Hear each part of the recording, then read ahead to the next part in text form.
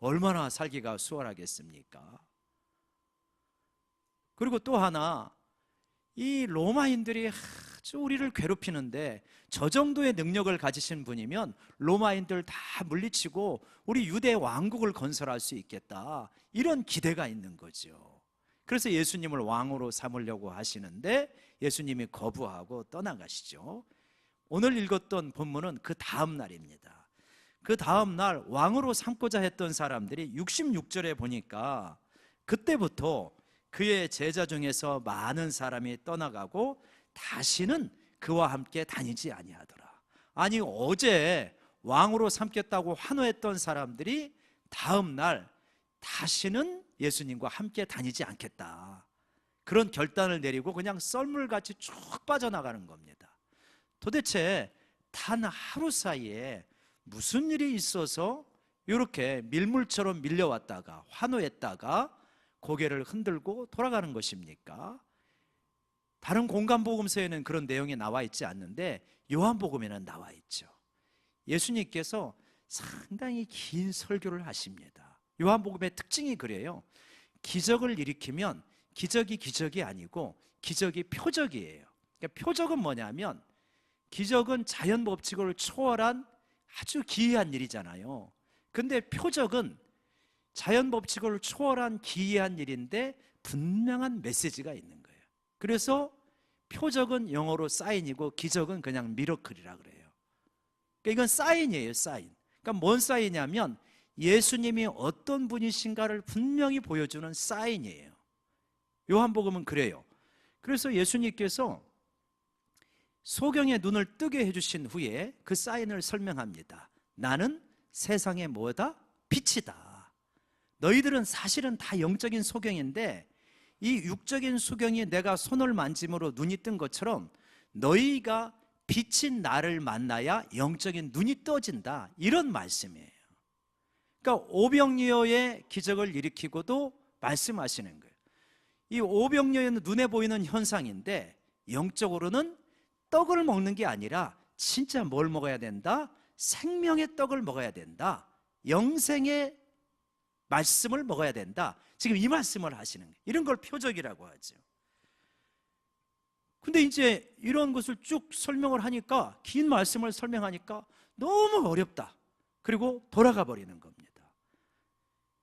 왜 그러냐면 여러분 한번 우리 27절부터 29절까지 보면 이들이 이튿날 확 밀려왔거든요. 우르르 밀려왔을 때 여러분, 우리는요, 나 좋다고 사람들이 밀려오면 후줄해지잖아요. 이것처럼 신나는 일이 어디가 있겠습니까? 나를 인정해주고 나에게 환호하는데. 예수님은 안 그러셔요. 예수님은 찬물을 쫙 끼얹습니다. 예수님이 우르르 몰려오는 사람들한테 너희가 나를 찾는 것은 표적을 본 까닭이 아니에요. 그러니까 그 오병이어의 기적을 통해서 내가 메시아됨을 깨닫고 그래서 메시아인 나를 만나러 온 게 아니라 떡을 먹고 배불렀기 때문에 나를 찾아온 것이다. 너무 노골적인 지적이죠. 그러면서 뭐라고 그러시냐면, 이제 여러분들은 썩을 양식을 위하여서 일하지 말고 영생하도록 되어 있는 양식을 위하여서 일해라. 그러니까 이 말이 너무 어렵잖아요. 썩을 양식이 아니고 영생한 양식이 뭐지? 그러니까 그게 뭡니까? 그러니까 어떻게 해야 우리가 그러면 그런 하나님의 일을 할 수 있겠습니까? 물으니까 29절에 예수님께서 이렇게 대답하셔요. 요한복음 6장 29절 같이 읽어볼까요? 시작. 예수께서 대답하여 이르시되 하나님께서 보내신 이를 믿는 것이 하나님의 일이니라 하시니.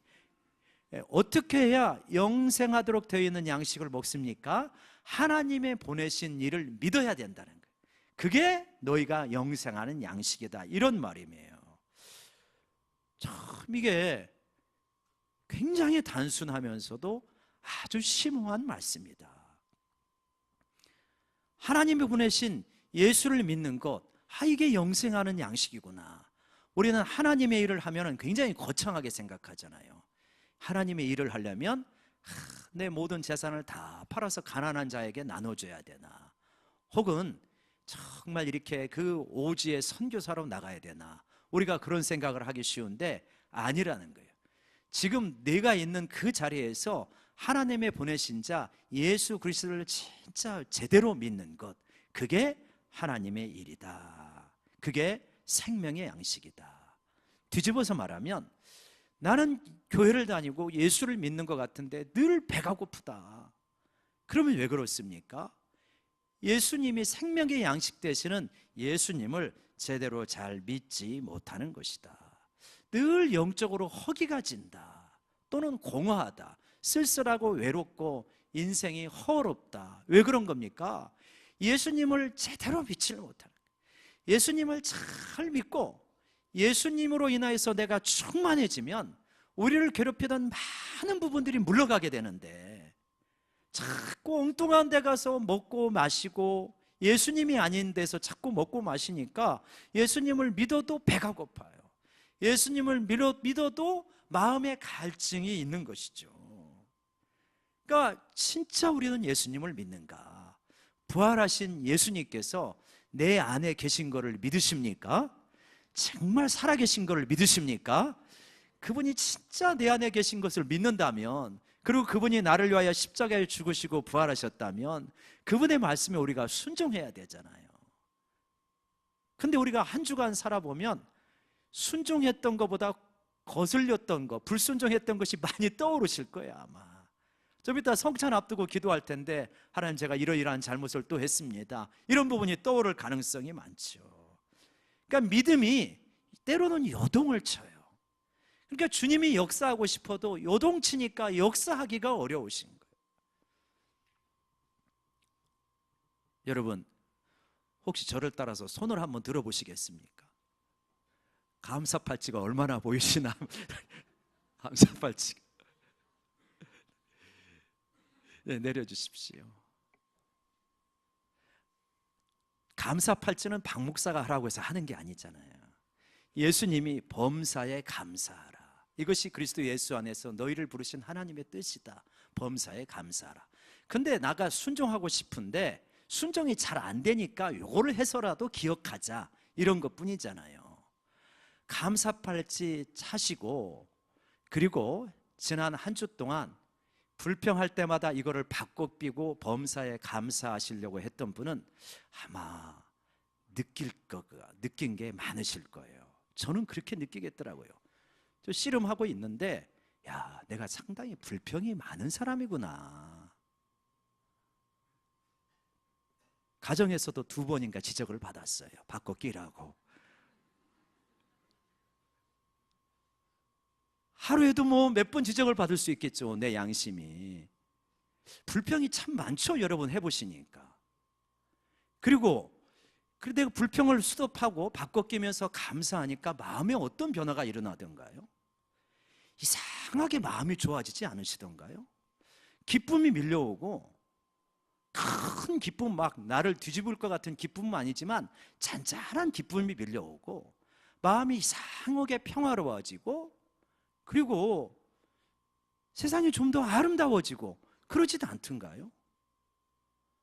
뭐 지난주하고 이번주하고 별 차이가 없는데, 내가 주님의 말씀에 순종하려고 불평 안 하고 감사하려고 애써 보니까 마음이 달라져요. 주님이 역사하시는 거죠.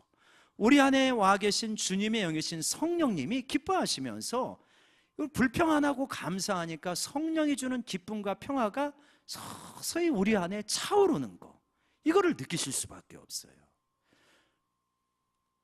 영생한 양식은 뭐냐면 예수님을 잘 믿자는 거예요.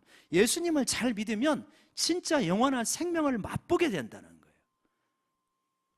예수님을 제대로 믿고 예수님의 말씀에 순종하면, 이래서 예수님을 제대로 믿으라고 그러시는구나, 이것이 부인할 수 없이 깨달아지는 거예요. 그냥 내 마음이 깨달아요. 그렇구나. 여러분, 고난주간에 우리 다시 한번 예수님을 한번 제대로 믿어보겠다 결심하시는 분은 아멘. 한번 제대로 좀 믿어봅시다. 주님의 말씀에 한번 순종 좀 해봅시다. 제대로 믿는다는 것은 순종하는 거예요. 별게 아니에요. 제대로 믿는 것은 주님이 가르쳐주는 가르침에 내가 순종하는 거예요. 그 가르침 가운데 하나가 불평하지 않고 감사하는 거예요. 요 한 말씀만 순종해도 내 마음이 달라지는 것을 분명하게 깨닫게 되어져요. 여러분, 그런데 이 사람들은 영생의 말씀에는 솔직히 관심이 없었어요. 많은 사람들이. 그래서 예수님이 이 예수를 믿어야 된다, 내 살을 먹고 마셔야 된다, 그것이 너희의 생명이다, 이렇게 말하니까 일단 어렵잖아요. 어렵다고 돌아가는 게 아닙니다. 어렵기는 하지만 그것 때문에 돌아가는 것이 아니고 관심이 없어요. 나의 관심은 이 땅에서 잘 먹고 잘 사는 거예요. 이 사람들이나 오늘 우리들이나. 근데 예수님이 맨날 기적을 일으켜 주시면 따라가겠는데, 예수님께서 엉뚱한 이야기를 하신단 말이에요. 내 살을 먹고 마셔야 영원한 생명을 너희가 얻는 것이다. 이 땅의 것들은 다 썩어지는 양식이다. 진정으로 나를 믿고 따라오고 내 살을 먹고 내 피를 마셔라. 그러니까 주님, 우리는 이 땅에서 내가 잘 먹고 잘 살고 부유한 유대 강국을 일으키는 데 관심이 많지 영원한 천국은 별로 관심이 없습니다. 그러면서 이 사람들이 돌아가는 거예요. 여러분, 처음에 나올 때는 기적이 좋아서 나오기도 합니다. 병 고침 받으려고 나오기도 하고, 인생이 고달퍼서 나오기도 하고, 쓸쓸하고 외로워서 나오기도 하지만 늘 그것만 가지고 나오면 안 되는 거예요. 영원한 진리, 영원한 생명, 그것을 얻고자 서서히 바뀌어야 되잖아요. 그냥 예수 믿어서 늘 이 땅에서 어떻게 하면 좀 성공해볼까, 출세해볼까, 예수 덕분에 한번 걱정 없이 살아볼까, 이게 아니다. 어렸을 때는 그럴 수도 있지만 나를 위하여 십자가에 죽으신 예수 그리스도, 부활하신 예수님을 생각할 때 진짜 영원한 세계가 있고 나는 그분과 동행하는 것이 가장 복된 것이구나, 이렇게 우리가 믿음이 자라고 성장해야 될 줄로 믿습니다. 근데 이 대다수의 제자들, 이들은 이거에 관심이 없어요. 놀라운 거는요, 사람들이 아니었어요. 아까 왕으로 삼으려고 했던 사람들은 사람들이었는데 그 사람들도 떠나갔지만 우리가 읽었던 본문은 뭐냐면 그의 제자 중에 많은 사람이 떠나갔더라. 제자 중에 많은 사람이 떠나갔어요. 예수님의 제자라고 따라다녔던 사람들이 대다수가 떠나가 버리고 12제자를 비롯한 소수의 제자들만 남은 거예요. 왜 이 제자들은 남았을까? 예수님이 다 썰물같이 떠나가니까 예수님도 쓸쓸하셨던 것 같아요.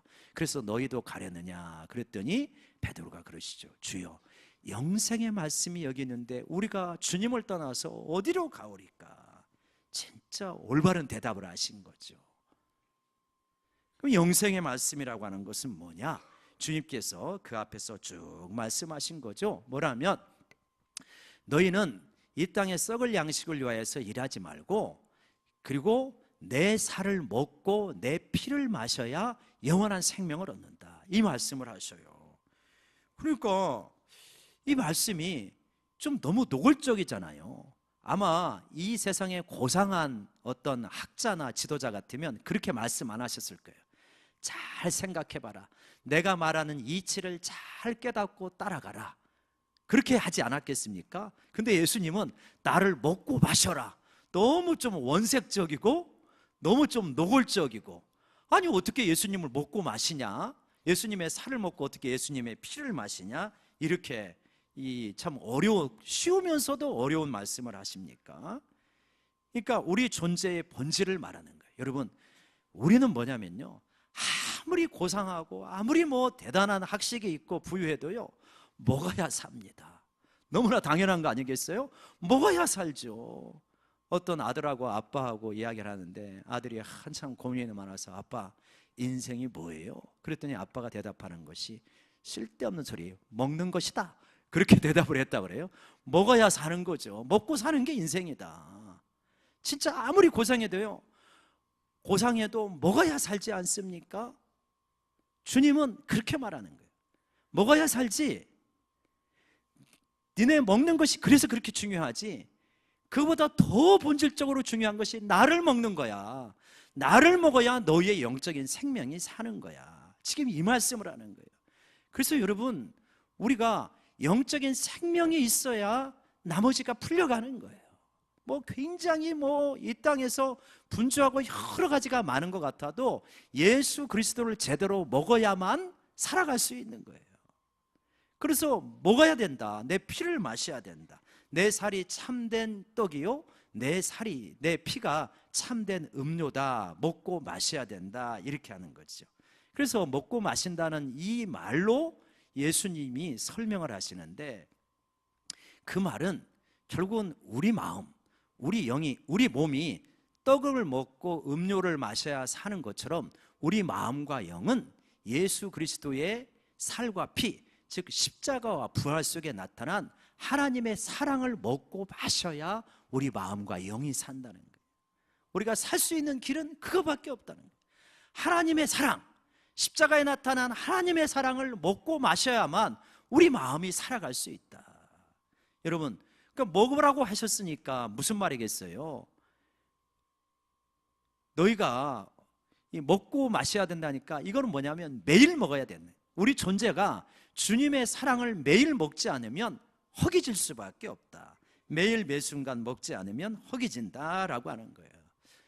여러분, 내 영적인 허기짐은 결국은 주님의 사랑을 먹지 못해서 그렇습니다. 주님의 말씀을 가까이 하지 않으면 늘 허기질 수밖에 없어요.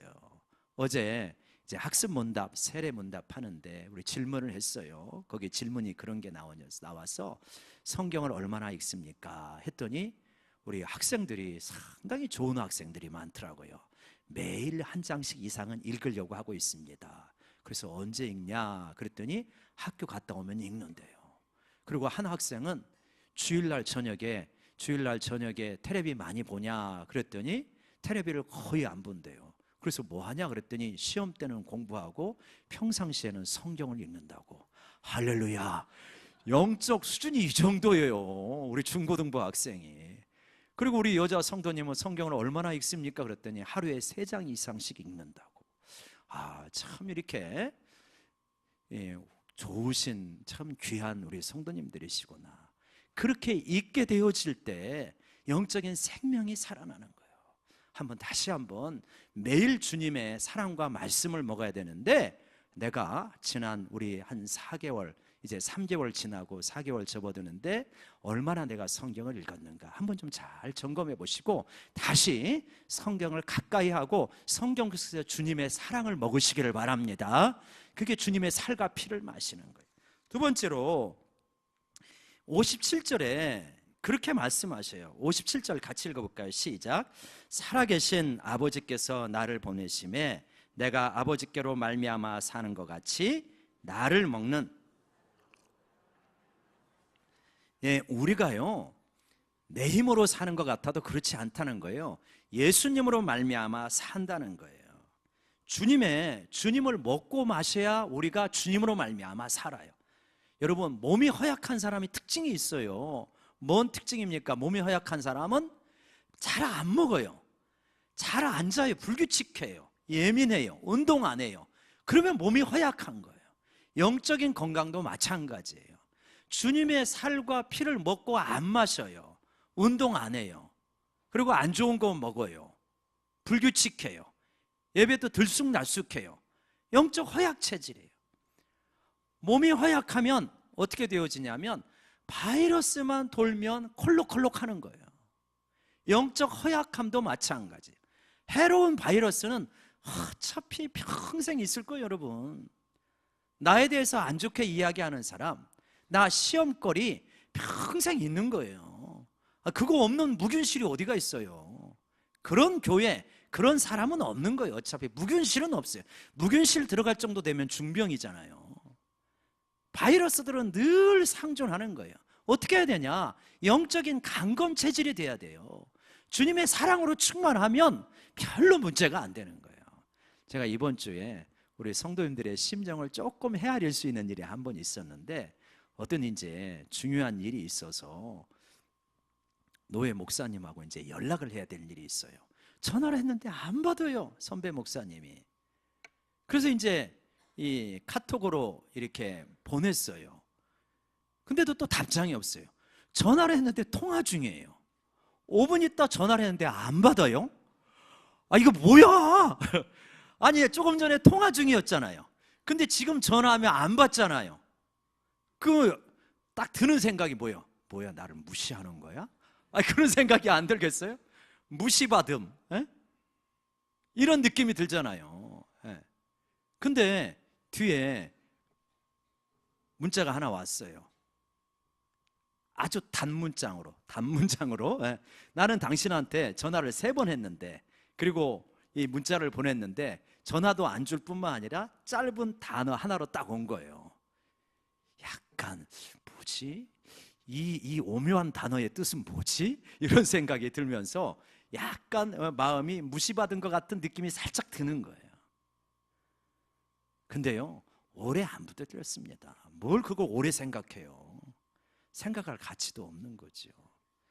주님 바라보면서 살아야지. 그런 거 반응에 일희일비하다가는요, 마음의 평강 다 깨져버리는 걸.